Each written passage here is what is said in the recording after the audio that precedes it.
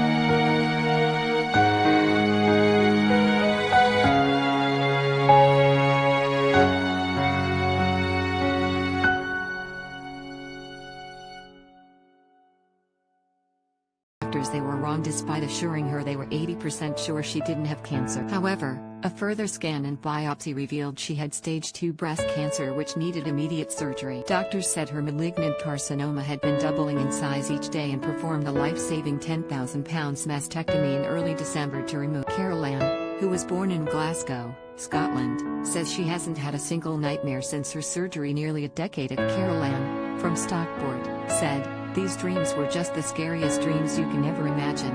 I had a dark shadow man who would visit me on a daily basis. I'd think I was awake and he would take over my body. It was absolutely terrible. I used to tell my mum I wanted to stay up all night because I was so scared. I didn't know if I was. I started keeping a journal to see if I could make some sense of it. One night I had the most terrifying nightmare yet. I was taken to a hospital I'd never been to before and I saw myself. I was a dying patient. I felt so helpless and I kept crying because I kept dying over and over again. When I woke up I put my hand on my breast and I felt alone.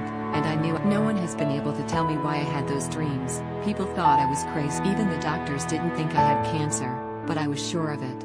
My dreams were too real and they saved my life." The former nurse was told her tumor had been doubling in size each week and the cancer was on the verge of turning into stage 3. Had she not gone to a doctor despite showing no symptoms, she said there was a very real possibility she would have been terminal within a year. In January 2012 she began the first of 6 rounds of chemotherapy which would last until the summer, which she says was the worst. The grandmother of 2 said, "They told me it was doubling in size each week, but I was just turning into stage 3 and maybe a year later I would have been terminal. Going through chemotherapy was worse than any nightmare I could have imagined.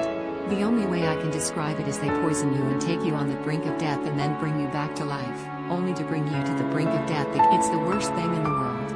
I needed my son and partner to help me and I was so unwell, it was so horrific."